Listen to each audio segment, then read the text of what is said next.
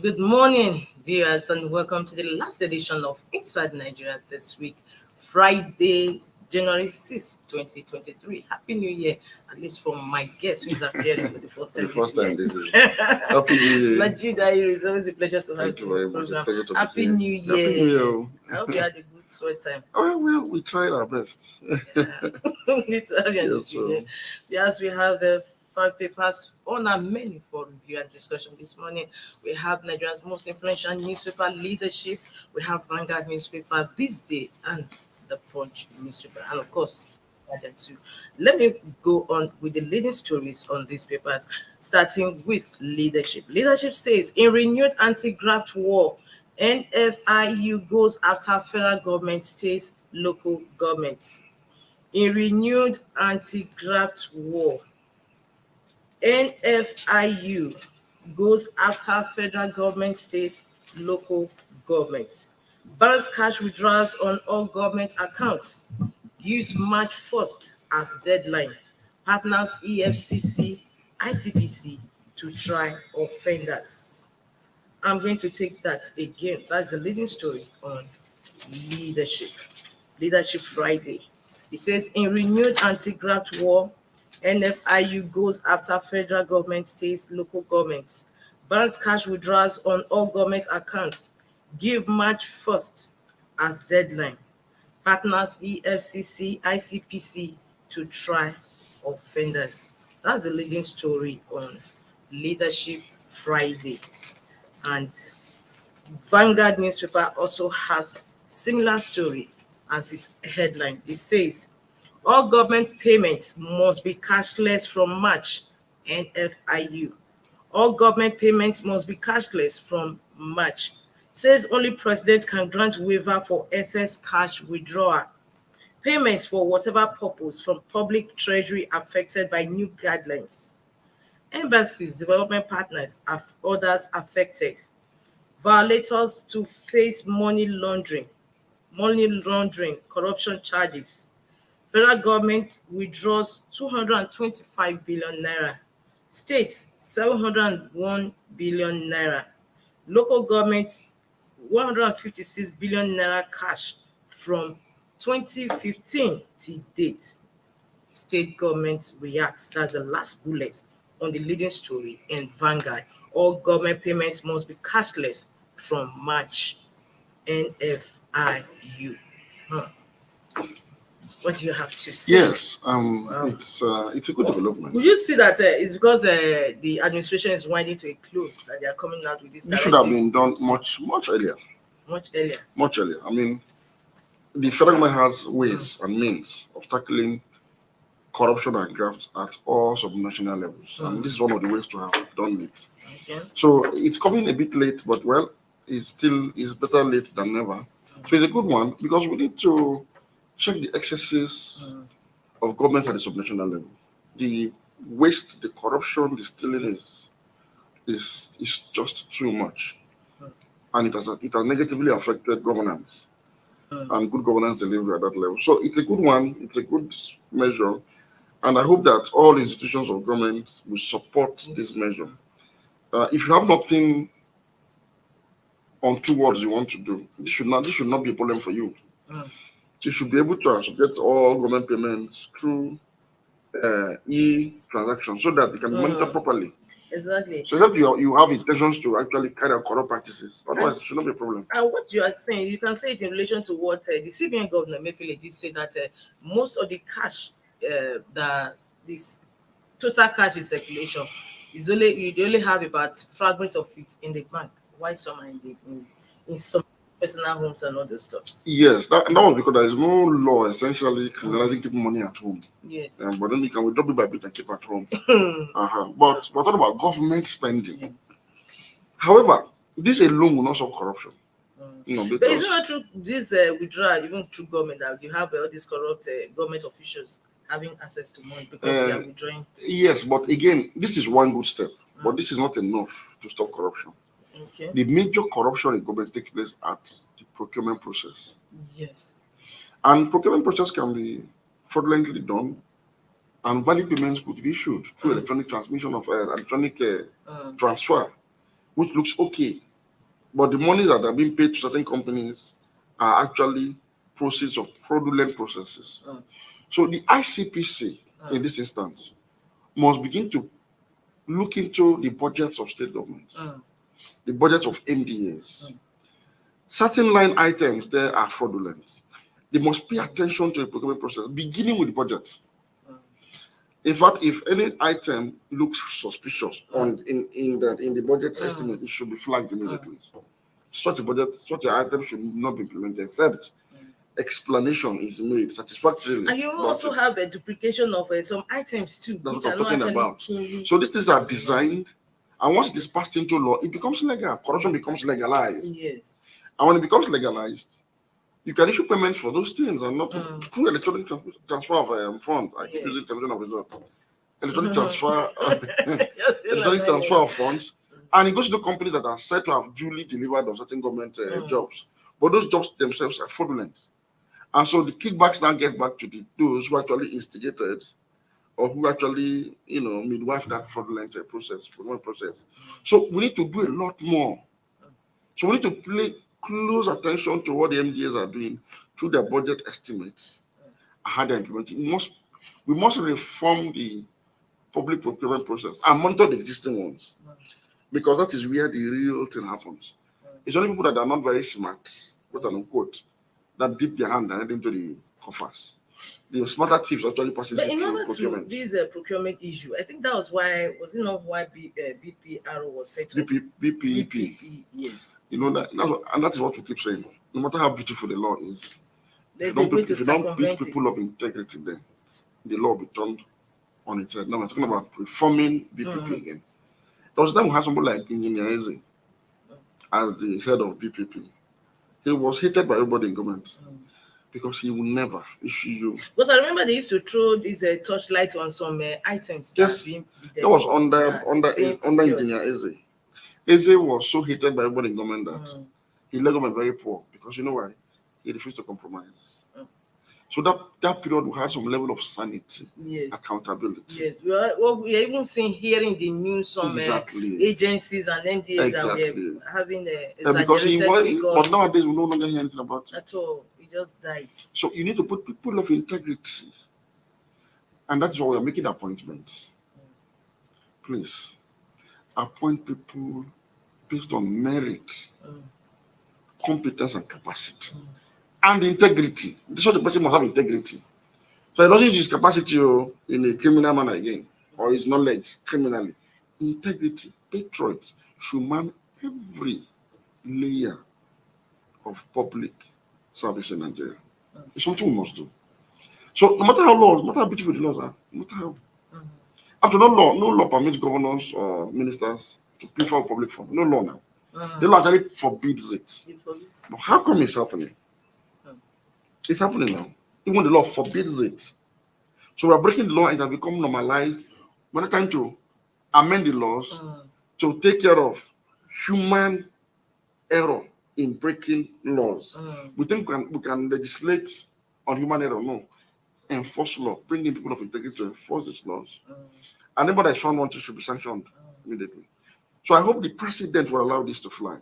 Yes, and also, just like what you said, you have people breaking law. Like this story we have on Leadership Friday. It's also a developing story, because there was a story that was done on the CEO on NIPC. And this is a development story to it. It said NIPC CEO kills mom as directors alert threat to life. Actually, leadership has reported that while investors are going and nothing is being done, the NIPC is sleeping. Yeah, so much other allegations leveled against her. Against her. Yes. NIPC may be sleeping. True. But it is because somebody appointed somebody to go there and be sleeping. That's an interesting one. Whatever she's doing there, somebody actually is condoning it. Otherwise, when somebody is found wanting, you don't waste time. You use the person out of office and prosecute the person for any wrongdoing. Like the SGF is supposed to issue a query and find out why. So these are things that if you don't do, it encourages bad behavior. And they report to the SGF. Yes. DHM is like the administrative head of government. Yes. So ordinarily, he should be open. He should be hands on deck. Once there is any allegation, you take it very seriously. Because in case it turns out to be true, sanctions should be applied and corrections made. So sometimes you don't blame heads of NDA like this when nobody is actually sanctioning them for bad behavior. So it's encouraging them to do more. Thank you so much. From leadership and Vanguard, we are moving up to the next paper we have on our menu. I want us to look at the Punch. The Punch says 28 governors pile up 5.8 trillion naira debts for incoming governments. 28 governors pile up 5.8 trillion naira debts for incoming governments. States debts to rise above 200% of revenue in 2023. World Bank. Lagos cannot execute laudable projects without loans, Commissioner. With all the IGR I'm Lagos laughing. State. I'm laughing. I'm watching TV the past 1 week. Nigeria's debt profile is set to actually balloon. Yes. I'm hearing and yesterday, yes, trillion. Federal government is leaving to his successor. So states I think many states led with that report yesterday. So states are leaving 5.8 for their successor. 5.8 trillion. Lagos. Yes. Now, even the one that just took over, she's already complaining. And people have been, there's this conversation now. How do we break these things? How do we move away from this? How do we raise revenue? I'm saying this because in the last 5 or 6 years, pundits, people that are supposed to know, have advocated for things like raising taxes. We raised VAT from 5%. We made a lot of money about VAT. Yes. We raised to 7.7%. We've raised taxes. We brought in experts brought people from Lagos to come ahead, FIRS, to raise revenue. They did to do the magic that happened in Lagos, to do it in Abuja at the center here. We've done everything that has to do with extorting the common man to raise revenue. Yes. It has not worked. Now we are stuck in debt. And people are not asking, what is the way out? I'm laughing because sometimes people like us feel a little bit, should I say, vindicated. My dear sister, you can't raise revenue except the government is reformed, repositioned to undertake the means of production in the economy. Government has business in business. I keep repeating this. Imagine, for instance, if Rivers State government was one of the indebted states. Still, with all the money that had established just one refinery, even if it's 10,000 liters capacity. Yes. Something that brings in revenue, that can create jobs and expand jobs in the state. You bring revenue through the sales of your refined products. You bring revenue through the taxes from the jobs it's creating and the businesses. Look, people don't understand the economics. Look, if Rivers State, for example, is able to export into Nigeria, or not even outside here, out of its state, even if it's just 500 liters of petrol per annum, do you know the revenue that goes to that state?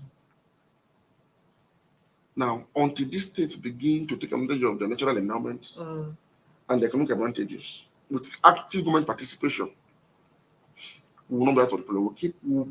We'll borrow ourselves into extinction. And we tax ourselves to poverty. No, I've already said taxation is not a way to raise revenue. Yes. Lagos is poorer. NEC just increased or approved the increase in hike of electricity. And consumers say electricity tariff is already high. It's illegal. Now, if you look at Lagos, I keep saying that don't stop praising Lagos for having huge IGR. It's not a measure of good governance. IGR is the easiest thing to raise. Bank help you to pay tax now, enforce it. Lagos was able to raise IGR for 2 major reasons.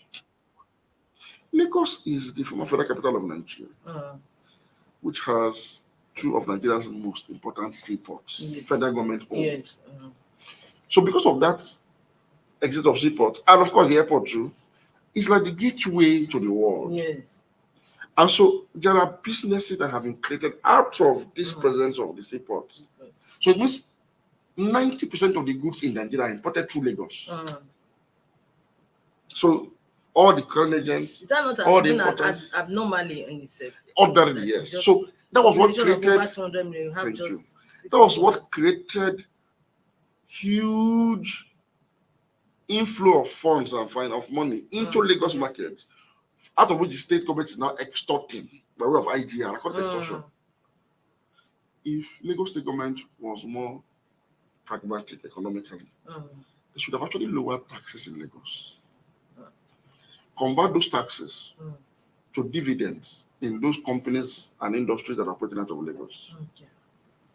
to ease the burden. And lower even their how do you call it? All forms of levies, just abolish them. You know why?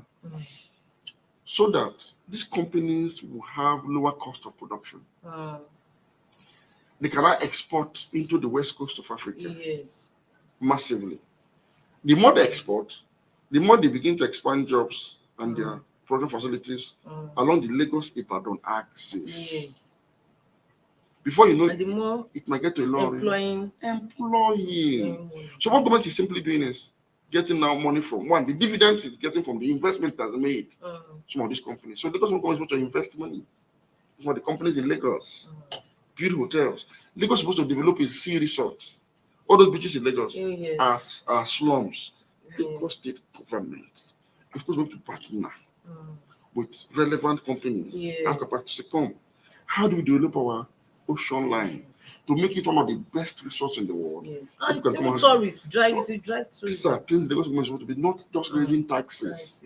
Now they have raised taxes. Unfortunately, the value of taxation in Lagos tax revenue is dropping. You know why? What the value of Naira in 2005 is not the value of Naira today. No. There's high inflation. Yes. And the federal government policies on economic growth have actually stunted the growth of the economy. So it has impacted negatively even in Lagos because Nigerians are not able to even transact internationally enough. So where will you get money? Where will you get taxes from? So in real terms, Lagos revenues, internet generated, have been dropping. Why they are borrowing more to fund. Interesting. So the solution to this problem is for governments to sit down, roll up their sleeves, clean up their processes. At this time, we have no option again. And begin to make government functional. I'll repeat this. I was at Cote d'Ivoire in Abidjan. I was in Abidjan, in Cote d'Ivoire, for the AFDB Investment Forum. And at the closing remark, Aku additional one of the minister in Nigeria before, said something. He said the governments must become efficient in Africa.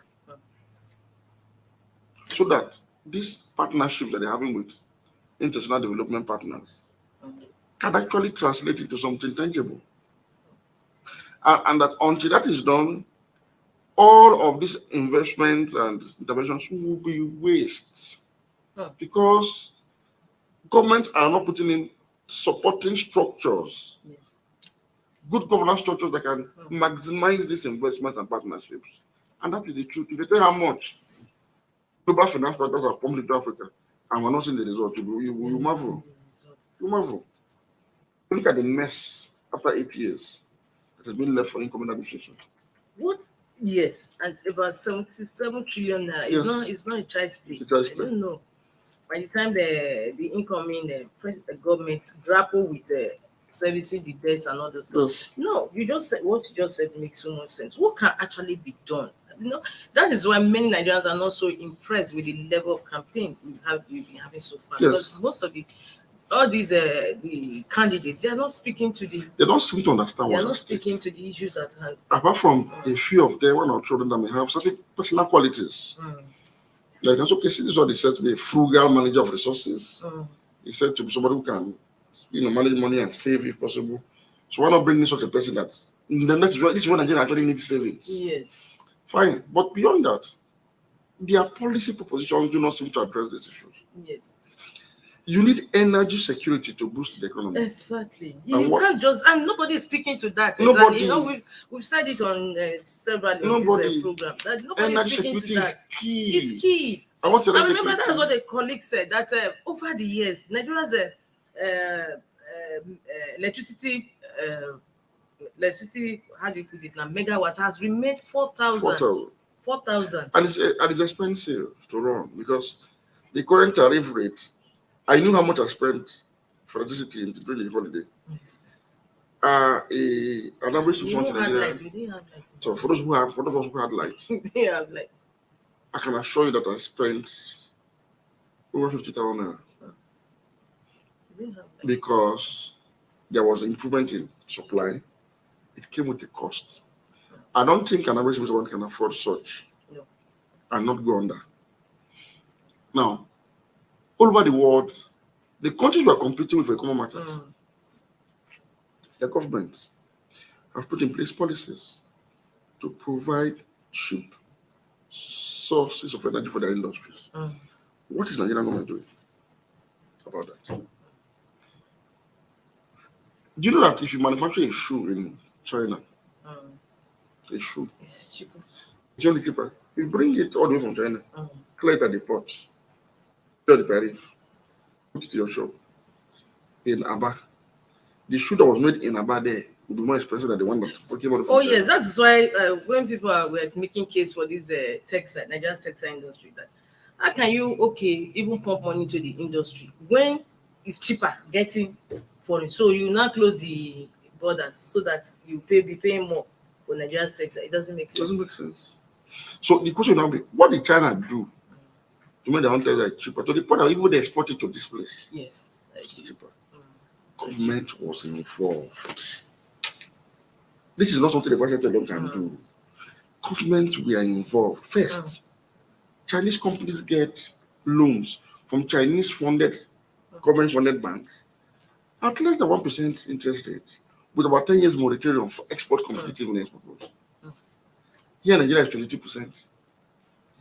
They pay less for energy because they know that energy is part of the cost of production. So they have a way of making energy affordable at cheaper rates to their factories. So what you put all the factors together, lower taxes, free export, low tariff on export. In Nigeria, exporters pay tariff to export. I know I'm not that kind of thing before. So all of these factors have made it cheaper. Then with infrastructure, it makes it easier. Yeah.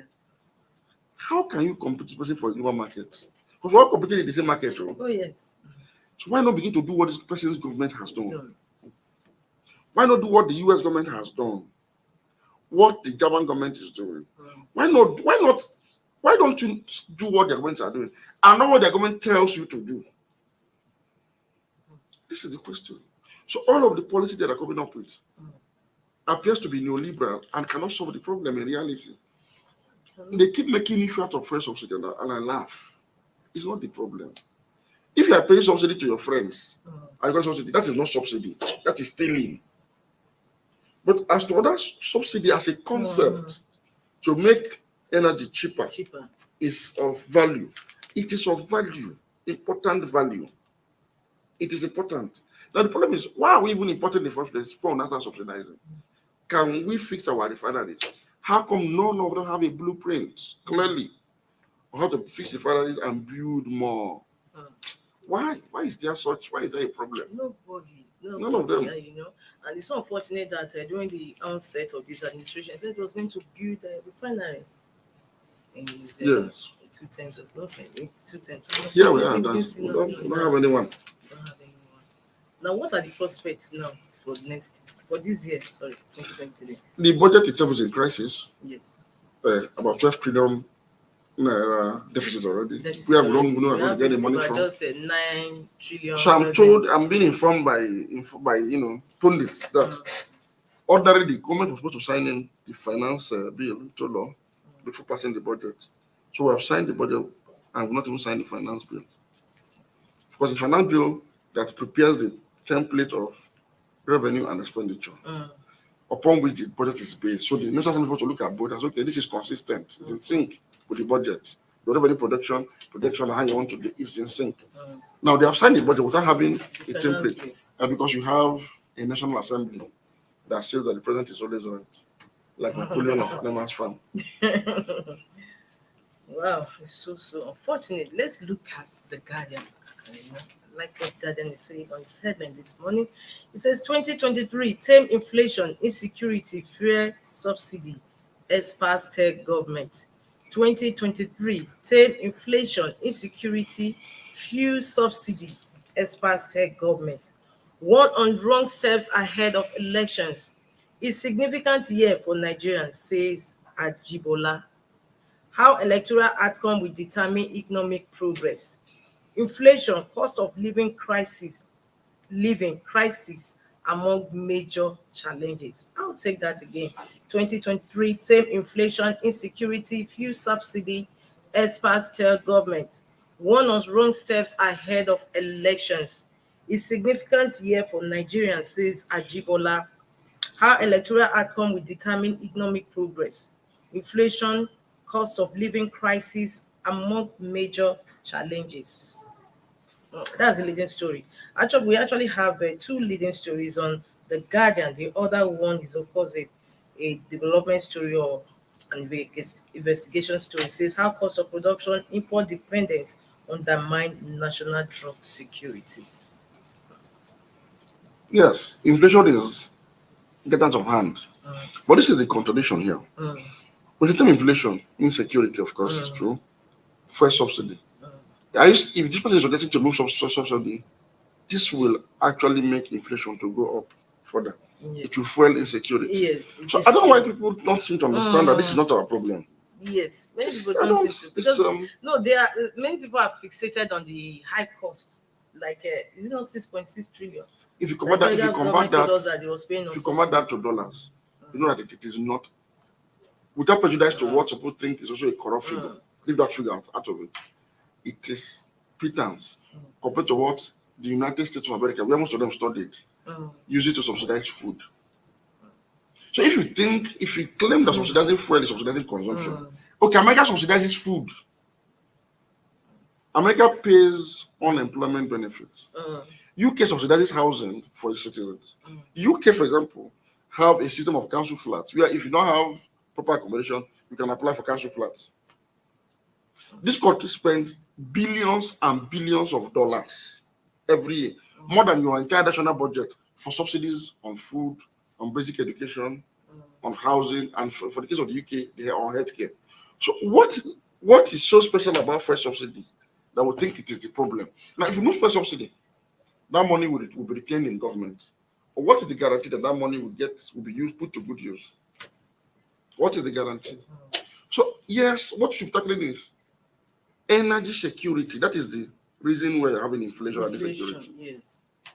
And part of energy security is subsidy. You must subsidize products if the prices are going higher than normal. But let us start with refine at home first. Because if you refine petroleum at home, it will remove the cost of importation automatically. It will remove the cost of landing, it will remove all those other costs. Let us now see the real cost. And if the cost is beyond certain levels, it is still incumbent upon government to find ways and means to bring it down to a level where it is affordable, because that's what's called energy security. So the key to tackling inflation is to fix the energy problem and not to worsen it by removing subsidy. I didn't tell government to build refinery in Nigeria. It's not my making. Now that we're in year 2023 and Dangote's refinery is expected to come on stream this year. Yes. Would that one have it will, but even at that, the man has done something good. Has acquired shares, 20% shares in Dangote. That's one. Secondly, if Dangote is going to refine for domestic consumption, Dangote must be incentivized to refine it at a lower cost. So Dangote refinery must begin the priority of crude sales at a discounted rate. You can't sell to Dangote at a general rate. And meanwhile, where Dangote refinery is situated is also in a free trade zone. And we're made to understand that even if there is refined, you're still going to pay in foreign currency. What I'm saying, so we need to have an agreement with Dangote and give him crude in naira, and not just in naira, but at a discounted rate. For example, if the international rate is going for 600 naira per dollar per barrel, because if you convert it to naira in dollar terms, give it to Dangote at 80 naira, so that his output will be less, will be affordable for Nigerians to use. It is a responsibility of government. They must do it. Otherwise, you can have a refinery, but petrol will not be affordable in your country. It will still not guarantee national security. That is why smuggling to Niger is still thriving. Nigerian refineries are selling at a very high cost. Yes. So the Nigerians cannot afford their own petrol. So it not created the need, the craving for purchase of petrol from Nigeria. And Nigeria is willing to actually ship in to our porous borders. So it's not enough to just refine at home. It is to refine at an affordable rate. I'm saying this because if you go to Ghana does not have fuel queues now. But the cost of petrol is high. It's killing Ghana. Ghana has electricity, so 24 hours. Yes, yes. No, but I've been to Ghana. the cost is killing. Cote d'Ivoire, the same thing. So the cost of living in this country is so high because this is available, because they're privately provided. So it's available. The cost. That is why these countries are not really making progress. But the argument federal government is making is that is what is enabling smuggling No, of our products to other no, it's not. countries. It's your weak border that is To enabling other, smuggling. African. No, it's your weak food in the US. It's not aiding smuggling of food to Mexico. how come subsidy of petrol in Saudi Arabia is not aiding smuggling of petrol to Yemen? Look, any serious country, if a fly crosses the border, it is detected. It's like a well-secured home now. Your house Is the is reason fenced. why ship will come to Nigeria's And load food and say you didn't see it. So you know what, is this something that comes out to? So Thank you so it's poor security, poor border security, both maritime border and land border. Yeah, let's go on the break. When we come back, we'll discussing politics as we have on this day and blueprints. Don't go away, stay tuned.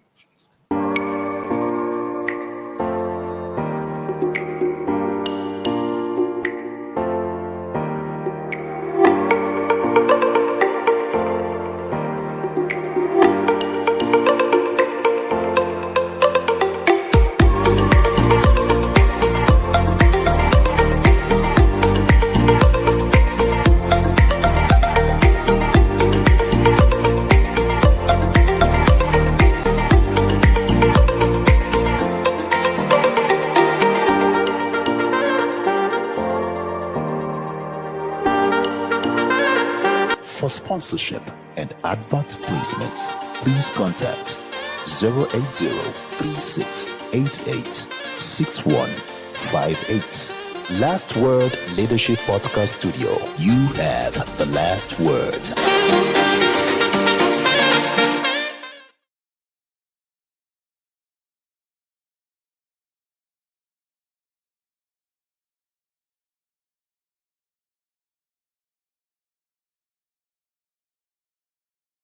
Inside Nigeria, keeping you informed on what matters.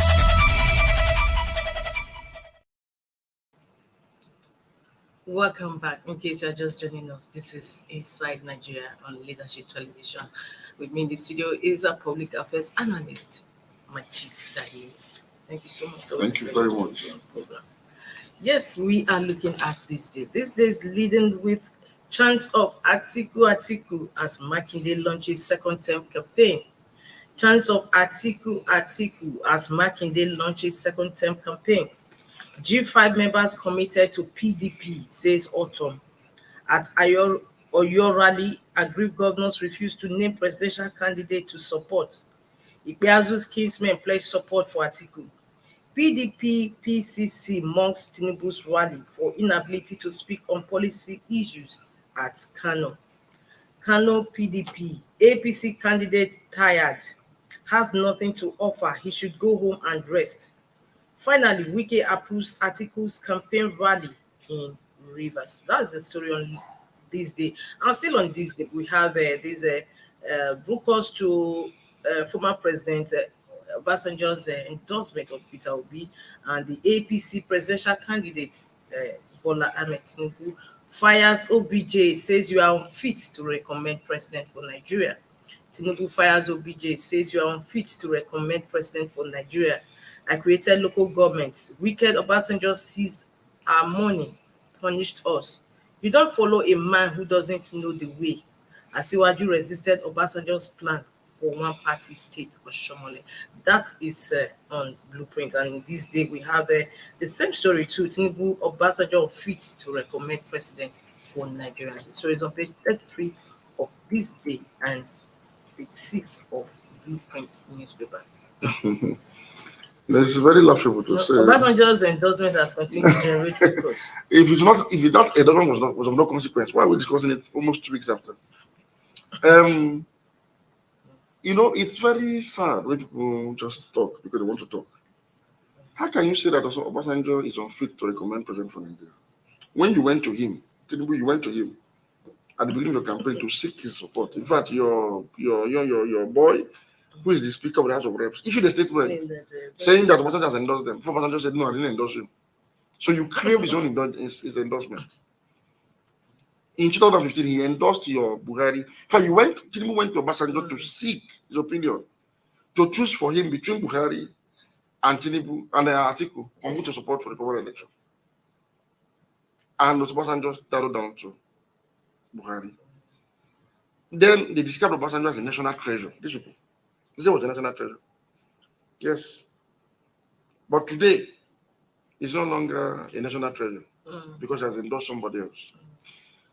You see, Obasanjo is Nigeria's most eminent, prominent, and outstanding statesman. I call him as the last statesman standing. What Obasanjo has done in the case of P2B is consistent with what he has always done all through his public service life. Go and check it. But however, I had somebody in the studio who said that his endorsement was a bit belated. Why didn't he come out since to canvass for power shift to the southeast? And who said he has not been doing that? Who said so? Obasanjo has used every opportunity, every medium, every avenue to show that it is the way he wants. Not because he was from the southeast, because he's competent as well. You see, Obasanjo is saying this man is from the southeast, and he has better qualities than this people. Let's face it. You see, let's face this reality. Obasanjo was a war veteran, but he actually helped to end the Civil War. Yes, people don't know how the Civil War ended. Yeah. Obasanjo didn't go to the war to fight. Obasanjo went to end the war. So he went there as a soldier diplomat. He went there as a politician. If you look at Obasanjo's archives, you won't see him holding guns and shooting at people. No. Benjamin Adekunle, whom he succeeded as the third Marine commander, actually said, I'm here to kill the Igbos. Obasanjo came there to end the killing of the Igbos and unite them to Nigeria. So he dialogued. You see, because he was a nationalist, Obasanjo understood the sentiment and the aspirations that led to the Civil War. So he assured both sides and said, look, we can better together. And they surrendered to him, to them to Lagos. The war came to a conclusive end. Obasanjo has been making peace all over the world. And by 1979, when Obasanjo was head of state, Ali Boman emerged as vice president just 9 years after the Civil War. In the tradition of Obasanjo midwives. Don't forget that his own brother contested for president. Obi just mentioned that Awolowo didn't emerge. You know why? A Yoruba man cannot succeed a Yoruba man. How would he explain to the Nigeria that he didn't influence the son of his own brother? Even though nobody talked. But he saw it and said, no, I have ruled for 3 years. Let it go back to the north. Let the southern vice president be there. So that to continue this unity that is fragile after the Civil War. That is the man I'm talking about. In 1992 or 93, he supported Abiola. Yes. So he did. He did. Very well. If I went the South, people felt marginalized or aggrieved that Abiola didn't quite carry them along well, it was Obasanjo that called a meeting of Southeast leaders to sit down with Abiola and agree that when Abiola wins, the position of SGF will go to the Southeast. Obasanjo. However, but many people were saying that he was one that sold Abiola. How did he sell mandate up? How did he sell Abiola's mandate? Was it one that annulled the election? Election was annulled. Obasanjo was not in the country when the election was annulled by Babangida. When he came back to the country, he went to Dodam Barracks. Dodam Barracks, yes. No, so I think it was Asorok now, because Babangida has moved to Asorok in 1991. Okay. He went to I asked, why did you annul this election? And the impression he got was simple. They have a problem with Abiola. Simple. The problem was Abiola. Obasanjo insisted, okay, if the problem is Abiola as a person for you guys, leave. We want democracy. We thought that Abiola would hand over to a civilian administration. So Obasanjo told them to hand over to an interim government that's headed by a civilian. And the civilian government, unelected, is better than a military government at any time. So they can from there decide how to go forward. OBJ was one who pushed, okay, if you don't want Abiola, that is the problem, go this way. Abiola's supporters started blaming him for saying, why didn't he insist on doing it? And he said, I'm a pragmatic leader. If the military boys are saying, this man is their friend. He's not a messiah. We cannot anchor our democracy on an individual. It's a military exercise. The military correct election. The military have ignored it. It's like a coup within a coup. And so, if Abiola is a problem, can we have another person as a democratically elected president? That was the question he took. And people started blackmailing him that he showed. How did he sell out? No, he did not. He was pragmatic. And those who pushed Abiola to insist on the mandate, the man eventually died in the process. How have we taken care of the man's family today? Now, Obasanjo insisted that Abacha too has to go. When Abiola was arrested and detained, Obasanjo went to the villa to appeal for his release. But Abacha said it's only on one condition: he has to renounce his June 12 mandate. If you are Abiola's brother, like Obasanjo is, if you were Abiola's good friend and classmate and business partner, someone that's very close to you, between your life and the presidency, which one should your friend advise you to take? So why do you blame Obasanjo for now going to Abiola to say, Aburo, let us leave this matter. Renounce, let us go home. Let us come back another day to fight for this thing. Why will you blame Abiola? Why will you blame such a man for saying his friend? For God, it's not worth it. It's no consequence. You're not important to us. Let us go back home. If you are the problem, leave it for them. Was Shagari not an elected president? Was he not? Why did Shagari insist on his mandate back? On his 1983 mandate? So let's go. These people are holding the gun. They say they don't want to. Let us go. Abiola insisted that it has to be his mandate. So when Abiola insisted, Obasanjo continued to ask for Abacha to leave government through and conduct election. And let us move forward. That's why they were arrested him and put him into prison as well. And he almost died in jail. When he came out, when he was released, people don't know this.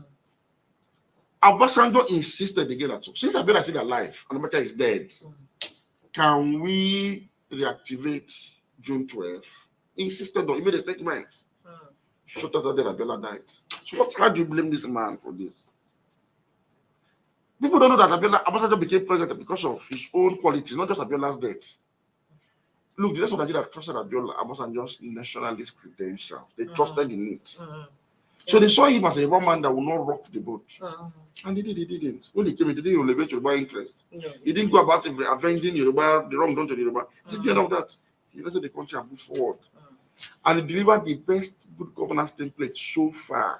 Yes. Between 1999 and 2007. Pastor said it. So what are we saying? Now, on his letter, let's face it. In a country that has 77 trillion debt waiting, among these three candidates, leading candidates, why should somebody who is known to be a frugal manager of resources, who doesn't waste money, who is known to be stealing government money, who didn't spend money to become candidate of a party, he didn't buy votes, he didn't pay dollars, he simply became candidate of a Labour Party, and just have galvanized him and else.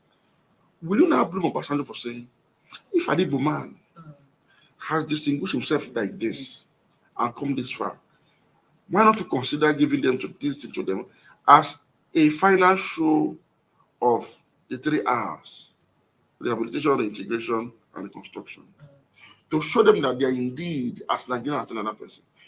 What do you expect an elder statesman to say at this time in Nigeria? And let me ask anybody that is listening. The emergence of P2B as a prominent candidate for the election has doused tension in the southeast. It has made the average man to divorce his emotions from IPOB back to Nigeria. You see, comments and announcements like that, as soon as this that came from Obasanjo, is encouraging the man to know that they are wanted. Yes. If a man from this other side, we support even Afenifere. It's encouraging. Middle bed forum too. It's encouraging to them to say, we are seeing people outside our own region saying they should give it to us. It's encouraging. Now, if for any reason this guy do not get it, how do you begin to contain the backlash in that part of the country? What will you use to convince the man that he's truly accepted in Nigeria? If in a race against Tinubu, who went to rally and greeted for more than 1 minute, and Atiku is trying to succeed the Fulani Hausa man, Northerner, after 8 years. What will you tell the man that their own, who is believed to be the best among these people, lost election against these two. What will he use to? It means he lost because of his Igbo-ness. My dear sister, if Obi had been a Yoruba man or a Northerner, who have this conversation, he would have won this election ahead. Let's tell ourselves the truth. So what is it? He must have been president before since 1999. So sort of president, not has been. Why don't we now think that since we've not seen somebody that appears to have the qualities? So why blaming Obasanjo, who knew what Nigeria went through to recover from the war? It's okay, give it to these people. What is wrong with that? Obasanjo supported Yaradua from Northwest in 2007. Supported Jonathan in 2011. Yes. Supported Buhari in 2015. Supported Atiku in 2019. So if Obasanjo now say, okay, let us support Igbo man, why are you not? Why is Atiku and Tinubu and Buhari, everybody crucifying him? It's hypocrisy. The man is within his right. He has said the right thing. He has been like a responsible father who speaks truth to his own children, no matter how rich and big they are. Obasanjo has lived up to his reputation as a statesman of international repute. And Nigeria is lucky to have Obasanjo around up to this time. He speaks truth to power. He's not that his flaws. He's a human being.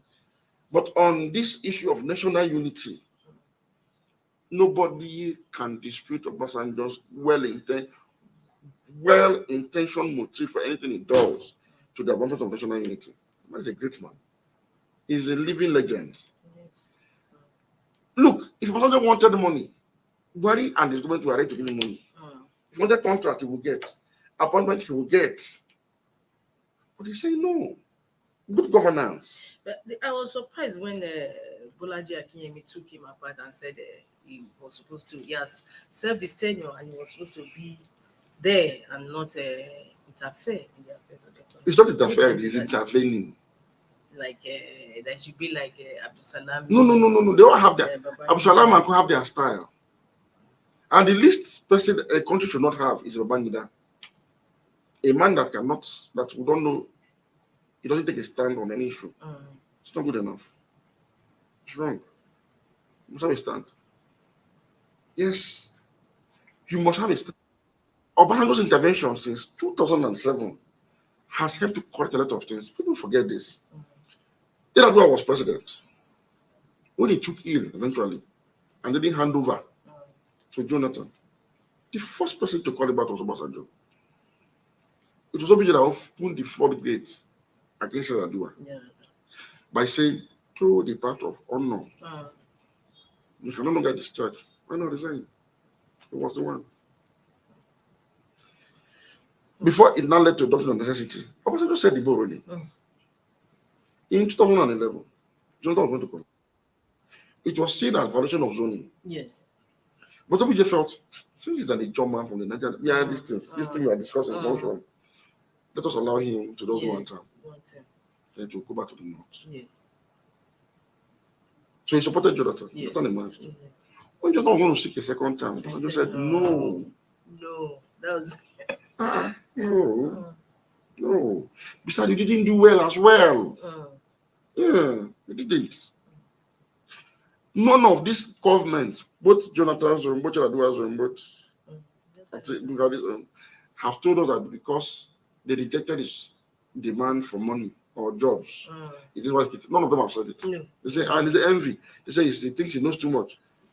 His envy. In fact, I actually had a good laugh over that. How can you say that Obasanjo is envious of him? How? Obasanjo that was able to negotiate debt and the position Nigeria on the path of sustainable growth, and that you now even prosperity and unity. And I'm talking about jealous of you. How? On what basis? How? Okay. So let us ponder what he said. Let's ponder. He called on the youth in the church. You like to don't allow people to tell you that this person is your enemy. These are the contents of his letter. Everybody should ponder on it. And you see, I have sympathy for Asiwaju. What Obasanjo is saying rubs up on him positively, but he doesn't know. You know why? Is there a guarantee that Tinubu will win in the north? If everybody is to stick to their guns. If that happens, will he win the presidency? So what I'm talking about equity and fairness, it will also help you reinforce the basis of your own candidates in your party. Where some button has felt, we go to the south. So it will help reinforce it that it's okay. If Obi must not emerge, people must emerge then, because if Obi does not emerge and people do not emerge, the south will unite against the north. It will be a problem we cannot contain. Yes, So you should know that he's speaking for you indirectly. You are so right on that. How come nobody? They don't think. None of them thinks. Obi does not emerge until. It's not about how do you explain to Nigerians? So this will now reinforce not an society. If we don't want to be, we will better manage the level. So this man spoke in your interest in case you don't know. That's really deep. Wow, that's deep. Thank you so much. That's all time. Thank you very much. Today on Inside Nigeria. Thank you so much. I always like you. As always. Thank you very much. Obviously, we've come to the end of today's program. Don't forget, it is a long weekend ahead. Have a beautiful weekend, and yes, wishing you, have the best. Safety is a collective responsibility. You just take care of yourself. Until I come your way again, same time next week. Have a wonderful weekend. I'm waiting for the bye.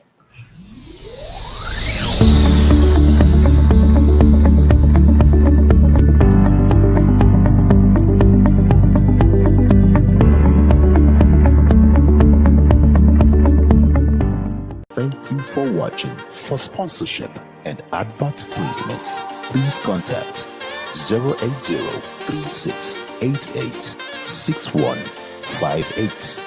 Last Word Leadership Podcast Studio. You have the last word.